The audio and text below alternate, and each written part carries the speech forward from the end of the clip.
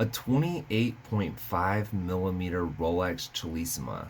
This is going to be a part of the Cellini collection from Rolex, which is technically a dress watch. Now, I wanted to do a video on this particular watch because a lot of people out there find that the dress watches, which are often used as a dinner watch or a cocktail party watch, they tend to be too dressy. But I liked this watch because although it is technically a dress watch, it has a lot of elements that allow you to downplay it and wear it in a more casual environment.